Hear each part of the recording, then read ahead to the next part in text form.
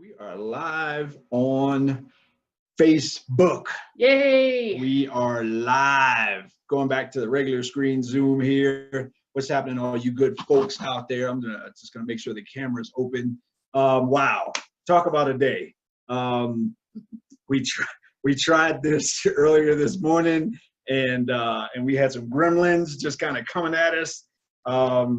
You know, I mean, we got haters everywhere, haters even in the internet. So we tried this morning on the Zoom broadcast, and we just couldn't get it through. We couldn't get it to work.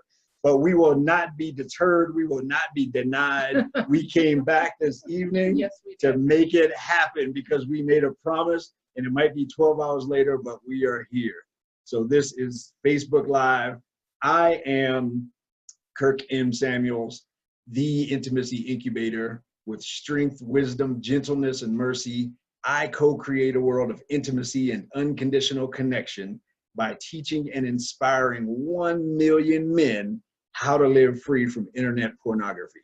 That's what I do. That's who I am. But there's two of us on the screen. So let's get to the real deal here, man. First of all, let me just introduce you all to a great friend. We've known each other, I don't know how many years by now. And if we went back, man, it's kind of I think we randomly found each other through real estate and all this other stuff. But let me introduce you all to a great friend of mine, and her name is Miss Dominique Nicole. How are you, young lady? I am fantastic, and I'm so happy to see that the technology is working. It's working. It is working. I'm going to go with the rain man this morning. All that rain just really messed things up, but we're here, and I'm excited to be here on your show. Yeah. This is pretty cool. I am actually broadcasting this on Zoom. And this is part of a webinar series. We'll get to that later, but let's talk about where we are. This is not my home. This is not your home. I don't have fancy decorations. I do have a picture of my kids on the wall behind me. I don't have fancy decorations. Where are we right now? We are sitting in my real estate office in Parker, Colorado. Real estate office? Real estate office. Why do you have a real estate office? Well, because I'm a realtor. What? I am. Get out. Like a straight up realtor? Like a realtor? Like I sell homes. Really? I do. Wow. For 22 plus years now. Get out of here. No, true. 22 years. I was a baby. I'm saying, like, don't they have like an age limit on yeah, I mean, I think I was like 3 or something like that. I don't know, something. I am so excited to have this conversation, and we posted this on Facebook, and we're so excited because in the context of building, co-creating a world of intimacy and unconditional connection, one of the sensitive topics that we have in our culture around relationships is the whole notion of betrayal within the context of relationships. And I like this conversation, and I thought about you in terms of really wanting to broach this topic. For one, neither one of us are apologists for men or women. I mean, we both have our opinion and our perspective, and we don't have any kind of stake with each other in terms of, oh, I got to be nice, or I mean, we're nice, we're friends and all that kind of stuff. But it's not like anybody gonna have an attitude walking out the door, nothing like that. We can be pretty straightforward. Yeah. So I love the dynamic of this conversation. Now, besides being a realtor, can you tell everybody else what else you do besides that? Yeah, why I'm qualified to have Why are you here?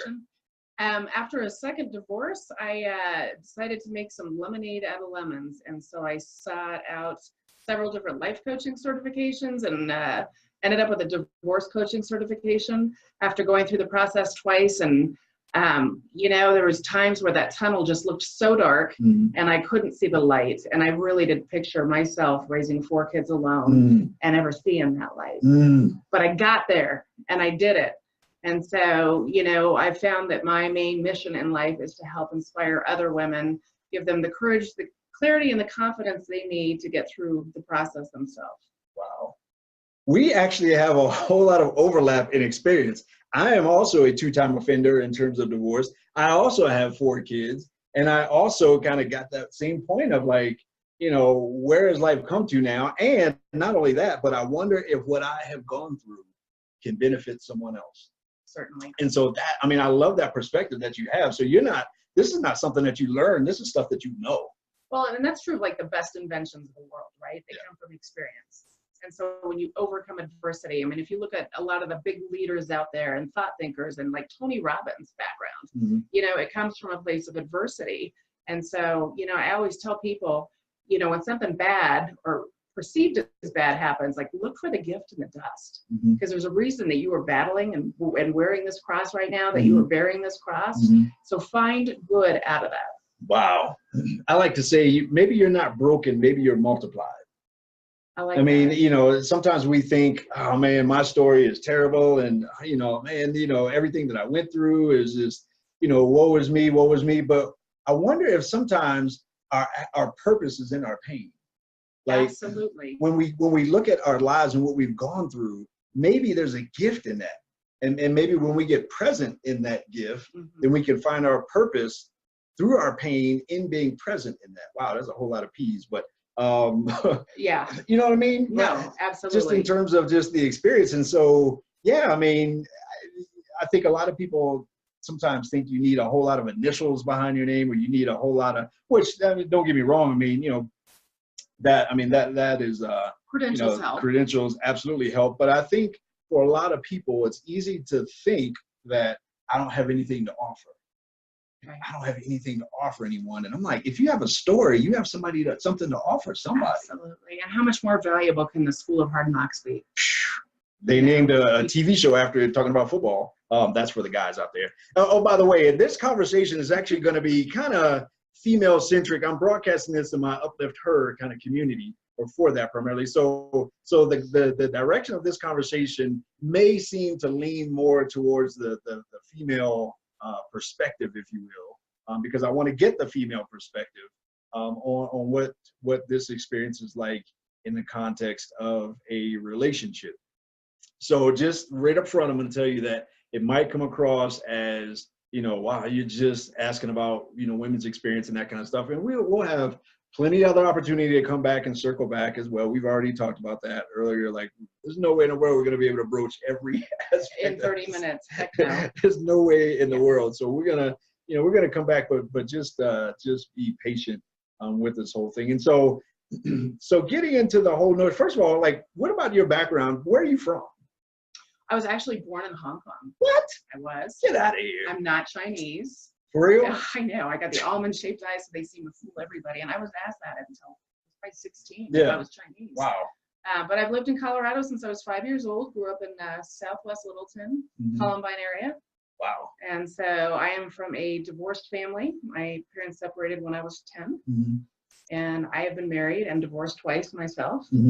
So second guy, complete opposite from the first guy. And now it's about like finding somebody in between. Yeah, well, ain't nothing wrong with that. You know, the pendulum goes from one way to the other, and it's kind of like the Goldilocks thing. This is too hard, too soft. This is just right. This is too hot, too cold. This is just right. I'm with you right there's been a pee in my mattress for years. Yeah, I hear you. I hear you. Absolutely. So not only do you have your experience, but you have the experience and perspective from a lot of other. Do you primarily work with women, or? You know, I do. As a divorce coach and consultant, that's what I, call myself, because I do a lot of coaching, but I do a lot of consulting in the process. You know, there's a lot of people, it's a big decision. Women come to me who are on the fence, and they're not sure if that's even the decision they want to make, or what to do with it.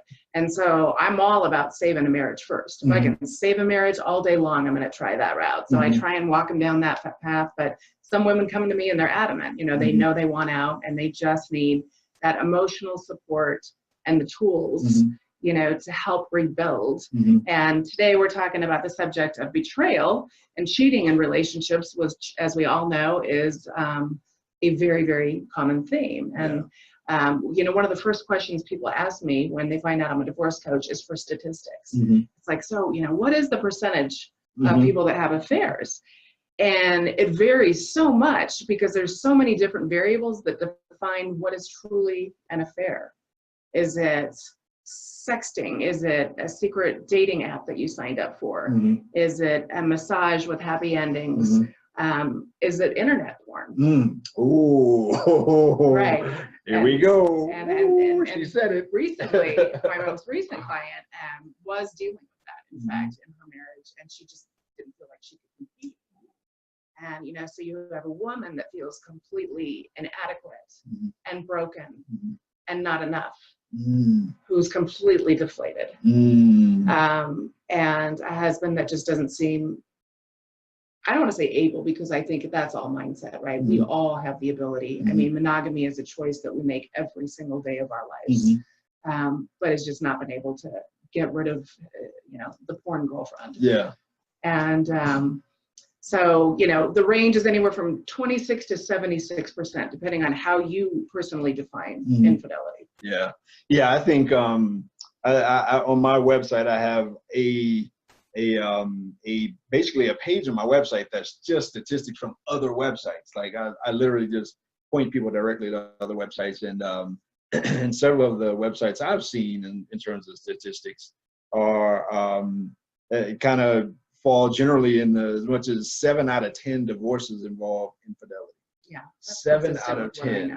And so, but I mean, it completely makes sense that yeah, I mean, if there's infidelity in your relationship, so many things break down. Just intimacy, period.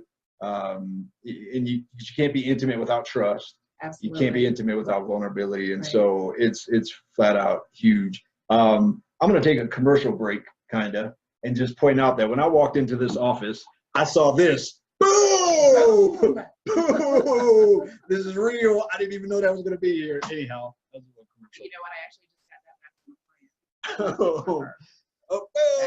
Yeah. Oh man, I didn't even know. That was awesome. Anyhow, yeah, that just out of the corner of my eye, I was like, oh yeah, I forgot about that. So everyone knows about your book, obviously. Everyone knows about my book. If you don't, it's called For Your Eyes Only: The Inside Scoop About Men, Porn, and Marriage. Since you brought up the B word, and you brought up the whole notion of pornography and the other person, and I actually personify pornography as a person, and I call her the IP mistress. IP meaning Internet Protocol, and a mistress because I do believe that it becomes a person in a relationship. Absolutely. And I believe she has her own room in the house, which is wherever he goes to consume porn. I mean, the wife or the significant other can feel her sitting at the table, can feel the presence in the room. And I do refer to it as a her because 3/4 of all porn consumers are male. And so 1/4 are female. Right, yeah. And even that number fluctuates, but generally speaking, yeah, 75-25-ish. And so speaking to the kind of the greatest slice of the pie, I like I said, I call her a she, and for the most part, pornography is the objectification of a woman, for a man's sexual gratification. But anyhow, in terms of what that experience is like, and you kind of touched on that a little bit. And so again, if we go with the number 7 out of 10, 7 out of 10 divorces anyway involve infidelity. And those same statistics will say that 6 out of 10 divorces involve pornography, someone with a porn problem. So there's a lot of overlap, and at the same time, most divorces are filed by the wife. 78%. So, yeah. So, again, all of those, to me, all of those numbers kind of speak to the same, the same scenario. So there are a lot of women that have this experience. Is kind of what we're getting at. I mean, we're kind of beating around the bush, but there are a lot of women that can relate to the feeling of being betrayed, whether it's virtually or realistically. Absolutely. And so in terms of what that experience is like for women, I mean, can she feel? And I'm just trying to get into the experience of her, into her psyche. I mean, what does she feel in terms of the relationship? Well, what's interesting is men typically cheat out of boredom and a fear of intimacy, whereas women typically cheat out of loneliness and the desire for intimacy. So, biologically, I mean, when you go back to early history, marriage was really an economic enterprise. It was a practical situation, and that way the man could tell whose kids were his, for one, and had people to leave stuff to when he died, right? And what's changed and evolved over time is now marriage has become a romantic arrangement, and so that process has completely evolved. And so whereas the cut wasn't so deep earlier when it was more of an economic arrangement, because we marry now for love, and for that emotional intimacy and connection, that betrayal is so much more psychologically damaging than it's ever been in the past. Wow. And you touched on a little bit just in terms of why guys cheat, and it is a fear of intimacy, and I'm specifically talking about just the mentality of a guy that's looking for more than what he has. Not only is it a fear of intimacy, but in the case of something like pornography, and it's also him looking for the deepest type of intimacy ever. He's actually looking for true intimacy, but in an artificial source. So by that, there's never enough. And that's why it becomes a cycle that he can't break. But he's actually looking for the deepest forms of intimacy possible, which ironically she wants as well. His wife or significant other, she wants that as well. Absolutely. And so if somehow, we can bridge the gap, which is why we're having this conversations like this, if somehow we can bridge the gap to get people pointed together, looking for those things that we're looking for within the context of the other person in safe and healthy ways, right, then we have the peanut butter and the chocolate. We have the animal crackers and Nutella, things that go well together. Right. We have that. Right. And so when she feels that, when she feels like, we're going to go with the word betrayal in terms of giving a name to that feeling, does that make her, it's kind of a no-brainer question, but does that make her shut down intimately? It does. And part of the problem is that when we find a significant other, we rely on that person to meet so many of our needs. We want them to be our best friend, our confidant, our companion, take up hobbies and interests with us. And we put and invest so much of our emotions into that one person. Mm-hmm. And whenever we do that, regardless of whether it's a person or a sport, or a religion or financial, we end up with these very empty tanks mm-hmm. and a lot of imbalance in our life. Mm-hmm. And so much like addiction, you're trying to fill a void mm-hmm. that's within you. Mm-hmm. And it's something that, for whatever reason, you're not getting from your existing relationship. Mm-hmm. And that doesn't necessarily mean that it's your partner. Mm-hmm. And through my research, I found that most men that cheat aren't serial cheaters. Mm-hmm. In fact, many of them have never cheated mm-hmm. before. Mm-hmm. It's just that one point in time in their life, whether there was a death going on in the family or some tragedy that happened or some questioning of self, and one simple transgression mm-hmm. that just completely imploded the relationship. Mm-hmm. And they were willing to risk everything just to fill that void in the moment, Wow. not thinking ahead. Wow. And so when men turn to another woman, it's not so much that they're turning away from their partner. It's more that they're turning away from themselves and who they've become. Yeah. And the life that they're living. Yeah. Wow. That's pretty deep. And I believe I know the answer to this question because I've talked to enough wives, but is it very common for women to look at themselves when they've been betrayed or cheated on in terms of me, in terms of what's wrong with me? Oh, absolutely. And that's the toughest part of having that romantic, that intimacy completely shattered and devastated by a betrayal, because you start to question everything. Mm-hmm. It's like everything that I thought existed in this relationship never really was. Mm-hmm. Like, did he ever really love me? Did he ever find me attractive?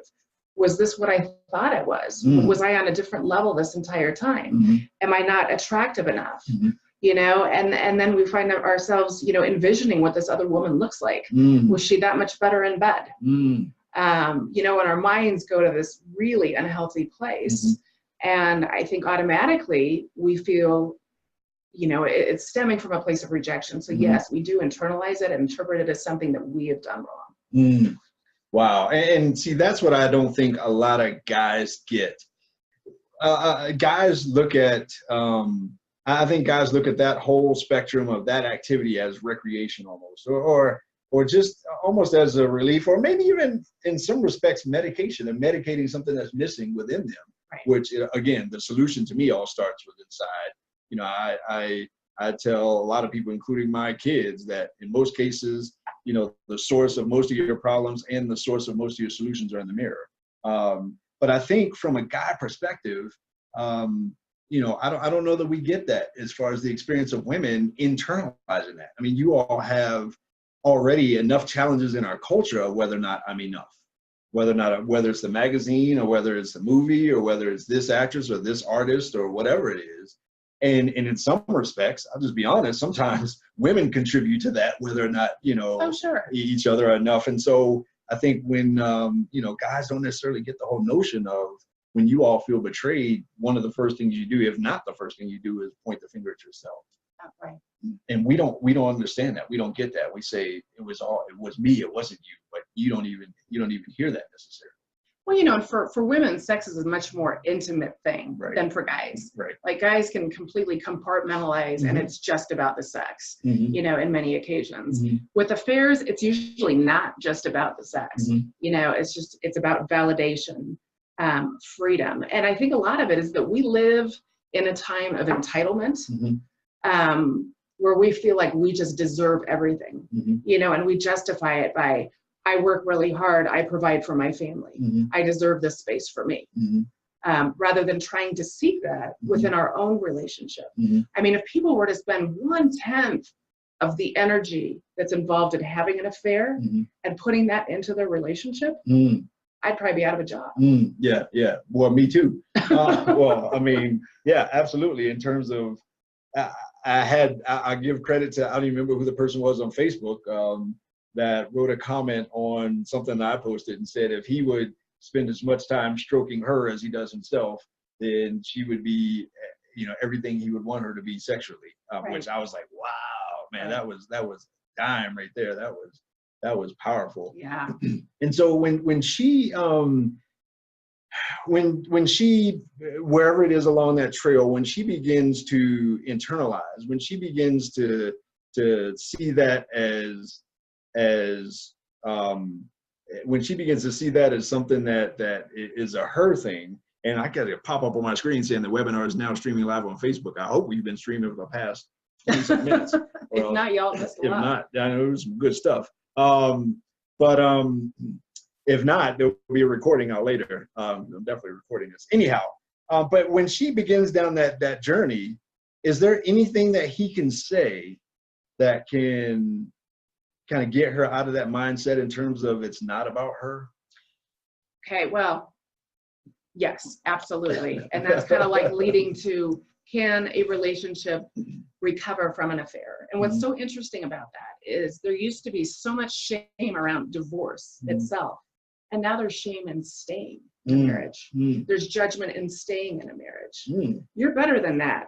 You're weak for staying. Why would you put up with that?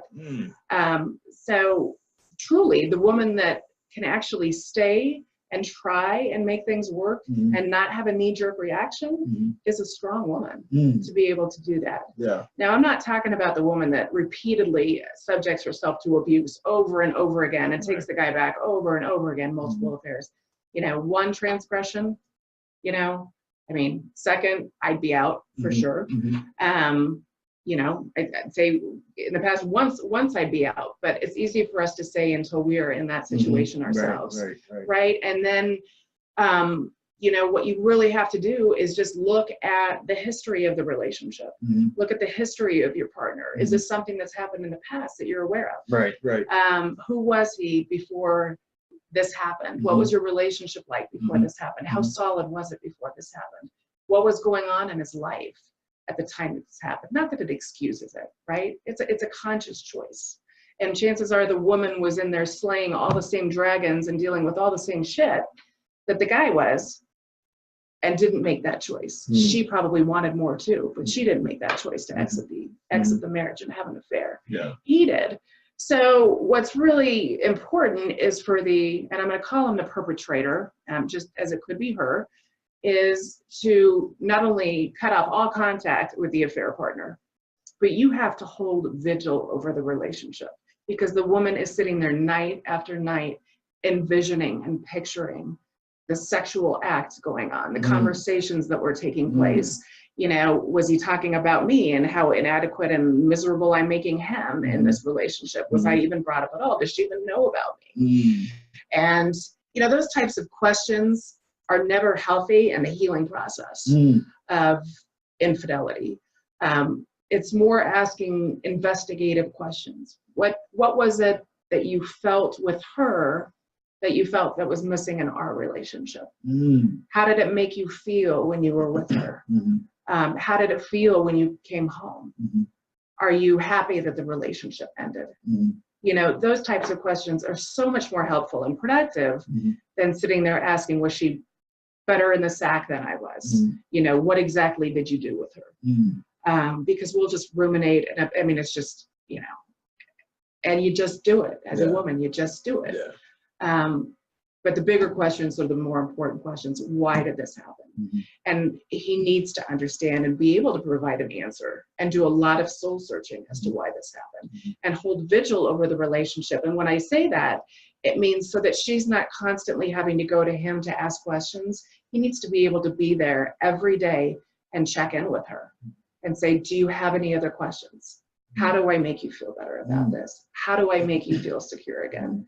You know, and then probably give up the passcodes for a while. Attend counseling, right? Yeah. I mean, so for the man that genuinely is willing to jump through all, I'm going to call them hoops, but to do all those things, then yeah, I think it's important to not make a knee-jerk reaction and just leave the marriage. I mean, hey, look, it's like you leave that marriage, then what? We already know there's a 27 to 76% divorce rate out there. So you leave what could have just been a one-time transgression with a guy that truly loves you and screwed up for a different relationship, maybe with a different sort of abusive partner. And who's to guarantee that that person's not going to cheat on you? So, you know, if you had the basic foundation, the healthy foundation of a relationship, yes, stay at least for 6 months. Try and make it work.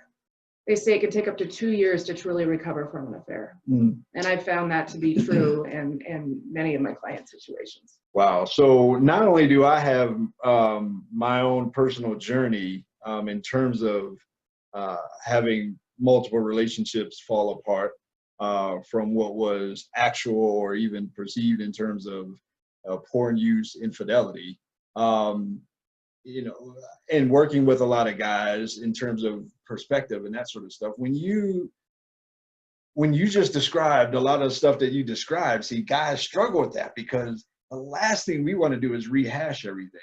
The last thing we want to do is answer a bunch of questions. And the last thing we want to do is go down every detail of how it happened and when it happened and all that kind of stuff. But it sounds like you're saying that that's kind of the key to some of the healing is answering all of her questions. It's that transparency. Yes. And you know, the killer is when it's the slow bleed of information that comes out and the guy is not completely upfront in the beginning. You know, it's like, you know, for those of you that are out there that are considering it, I would strongly suggest you not do it.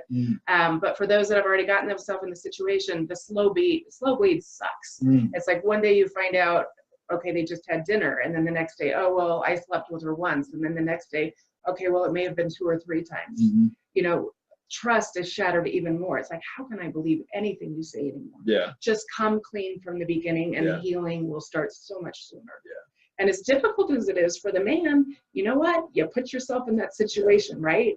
And so your job is to make her, if you want to save the marriage, to feel secure again. And the only way that's going to happen is from complete transparency, volunteering information, and asking her every day, how are you doing today? Wow. And so, like I said, I mean, this, I said it in the very beginning, I get the fact that this is a very female-centric, her experience-focused conversation, and we are absolutely kind of talking really generalities in one direction. So that's why I made that clear right up front that that's the intent of this conversation.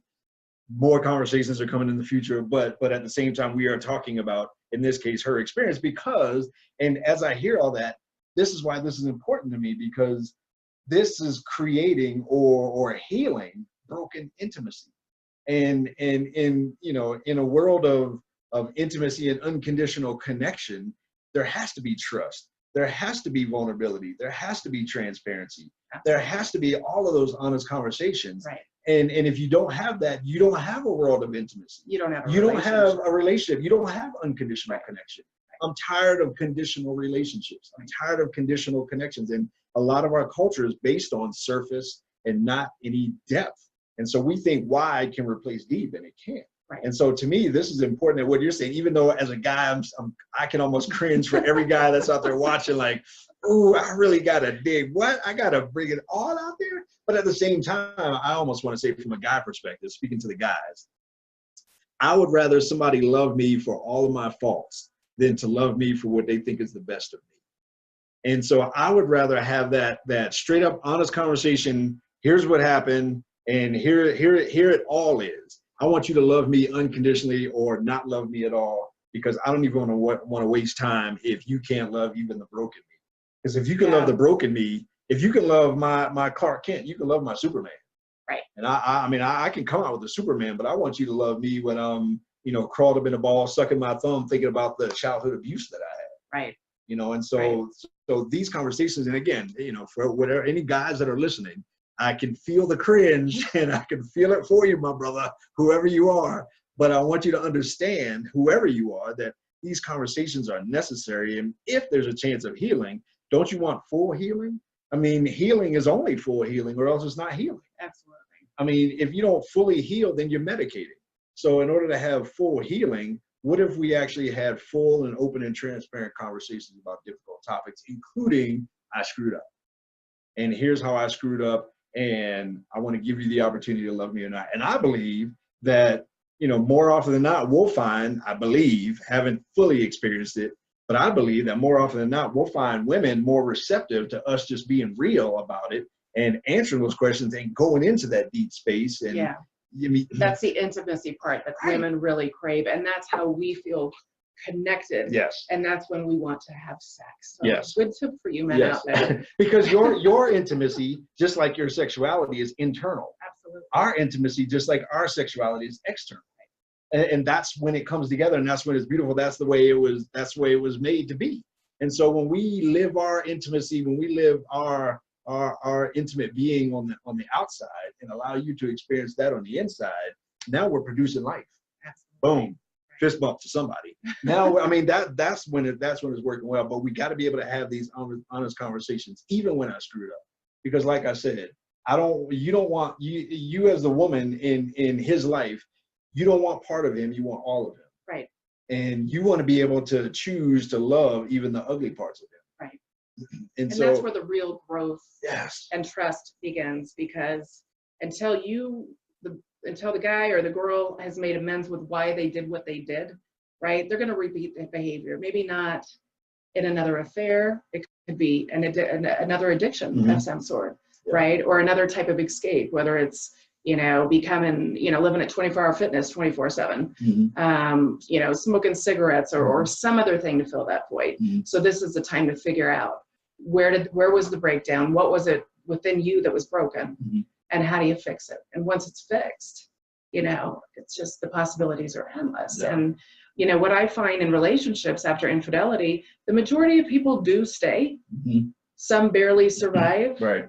And some find that through these talks and these conversations and this honesty and transparency that they've been longing for so long from their partner that is now taking place, they're able to build a stronger relationship than ever was before. Yeah. Wow. I mean, that's just this whole thing, that is just a powerful concept of when we think you're focused on the what, you're actually focused on the why. Yeah. We think all of these questions in this third degree, and we think, the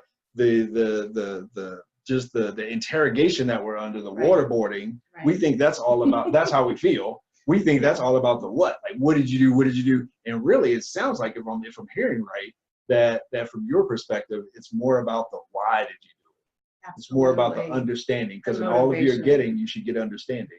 And from a woman's perspective, I mean, that's, to me, it sounds like that understanding is important. Well, and to be fair, a healthy woman, a healthy individual would want to know, because if there was some part she took in it, and I'm not saying there's ever a reason to have an affair, but, in most relationships, it takes two. And in many, not all, but in many cases of infidelity, the perpetrator might be the victim of the affair, but that doesn't necessarily make them the victim of the marriage.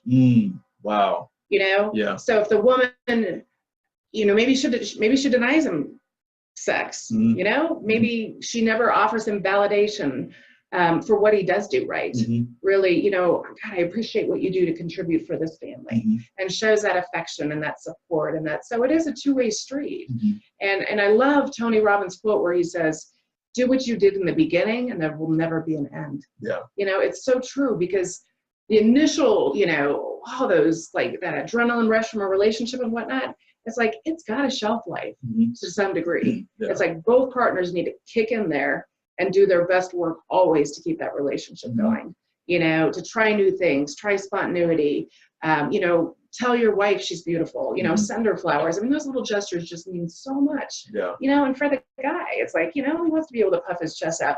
You look amazing in that, you know, blue sweater today.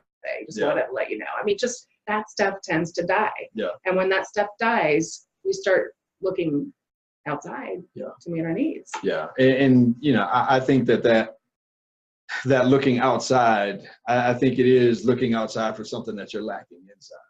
And when you begin there, when you begin with what was lacking on the inside, then maybe it's probably easier to then take care of what happened on the outside.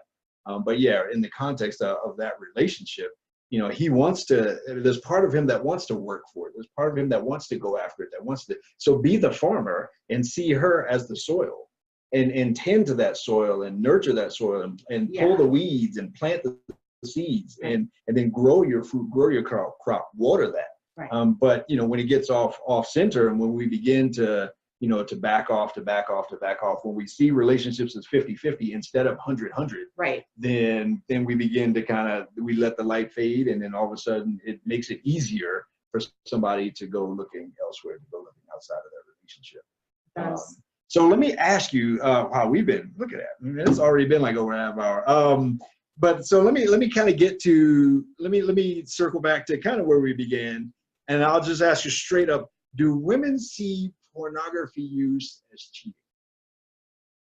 You know, I think if it's something that a couple engages in together, you know, to fulfill, like, just increase that sexual intensity, then no. But I think if he were to start, you know, doing that without her, yes, it's a threat. It becomes a threat to the marriage, because, correct me if I'm wrong, I mean, typically in those relationships, there's not a lot of sex happening with the wife. Am I right? I am not in every relationship out there, so I hesitate to say. I don't want to speak for you. Right, and I found that just through my research. But it absolutely tears down, you know, the connection between the two, and however that manifests itself. So let me be more specific. If there is a husband that spends copious amounts of hours and time late at night or whenever it is during the day and all those kinds of things, consuming pornography, you know, him, his space, his closet, his cave, consuming pornography, would his significant other, his spouse, his wife, would she see that as cheating? I can't speak for every woman, but Generally I feel like speaking, the majority of women would think that, yeah, absolutely, there's no real difference. It's not just necessarily physical contact, you know, that necessitates cheating. It's even having an inappropriate conversation with somebody you met on Facebook, right? Or an old friend on Facebook, anything that you would not want your wife to read or see or witness, you know, that's a secret, right? There should be no secrets in a relationship. Unless your relationship is a secret garden that the two of you go to get away from everything else. Whoa! Together. Together. Absolutely. Together. I like that. Sorry like about that. I just wanted to spin on that one just for fun. And so in essence, I guess what I'm saying passively is, or what I'm trying to get to, is that the bulk of this conversation could apply to a wife that either finds out or knows about her husband, her significant other's obsession with pornography use, with consumption of pornography. It's taking time away from her and the relationship, and it's involving other women, whether you're just looking at them or, you know, having sex with them. In a woman's mind, it's the same thing. Right. It's like an emotional connection is even more dangerous than a physical connection. Yeah. Right.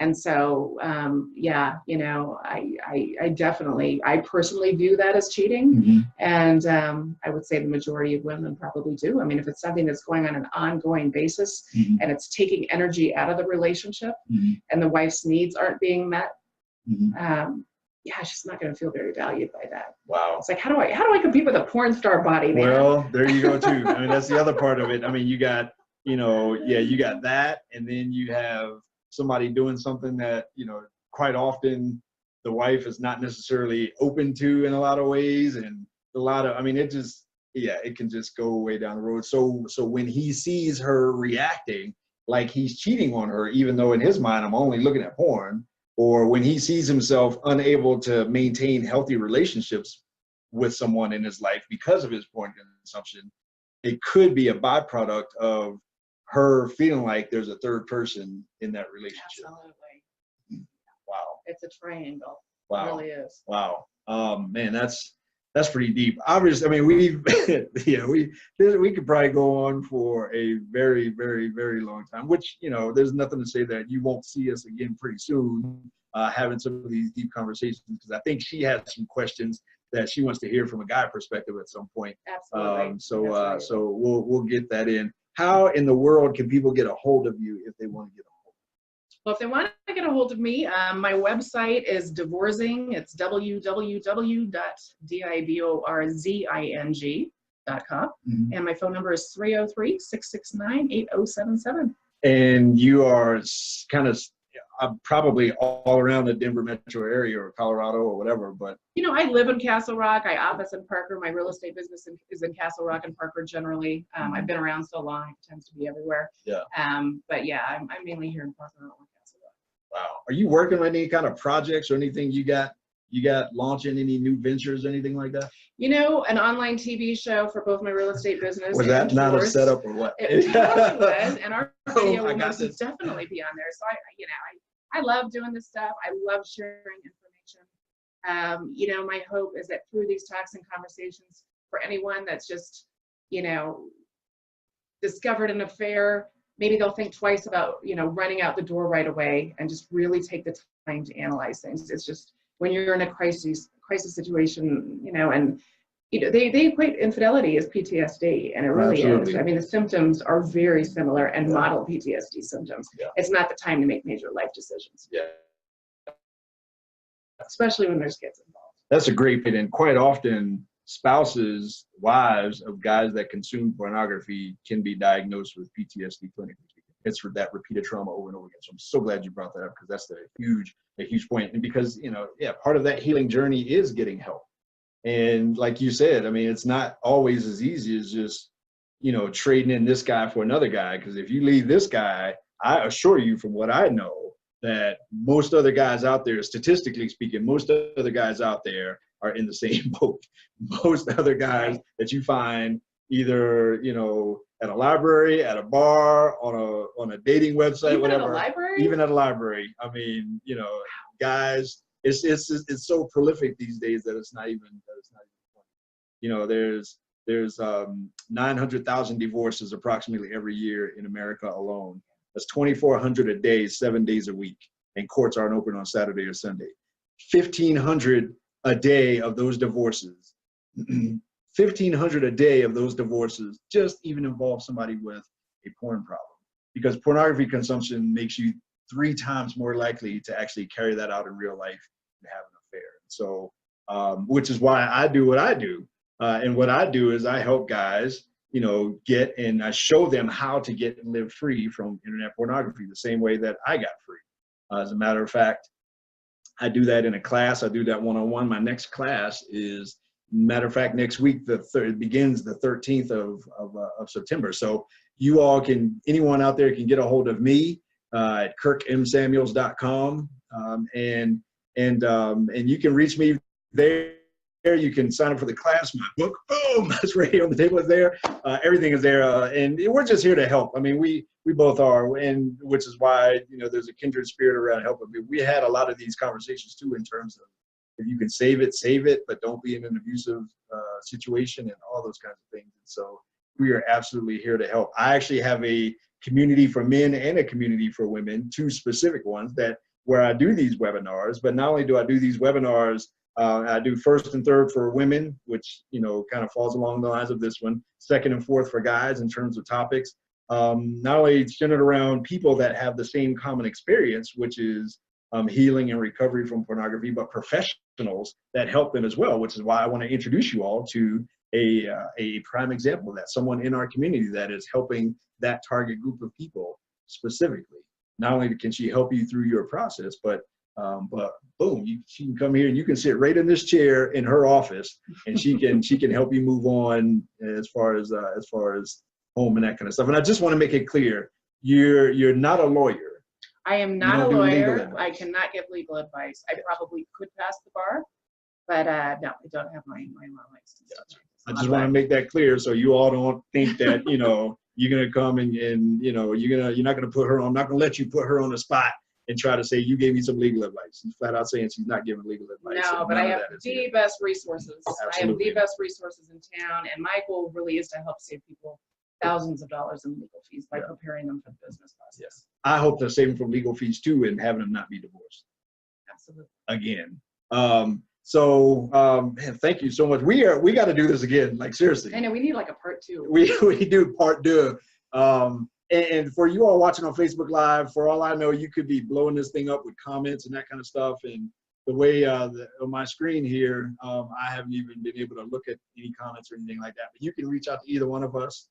If you're watching this on Facebook, you're probably friends with one of us on Facebook, but absolutely get a hold of us. And PM us questions. Oh, yeah. Definitely PM us questions. We are here. Same team, same dream. And we are absolutely on the same power team. So thank you. I appreciate you. Thanks so much I appreciate what you do. I appreciate your friendship. I appreciate just your passion to help people. Somebody just sent a little pop-up there. Anyhow, so that's about it. We are going to sign off here, and we'll both, in a couple days here, I'll get the recording of this, I'll edit it down, and we'll put it out for the masses to consume. Feel free to share this if you're watching this on Facebook Live, even if it's not live, if it's in a day or two or however long they circulate it, share this thing, forward it on to somebody that could actually use this conversation, and it could benefit someone. That's why we do it. We didn't do it for us. We did it for you. And that's who we are. We're here, absolutely. So what else? Did I forget anything? I don't think so. All right, boom, shake and bake. Appreciate you. Thanks so much for tuning in. All right, we will see y'all next time. Reach out to us. Holla.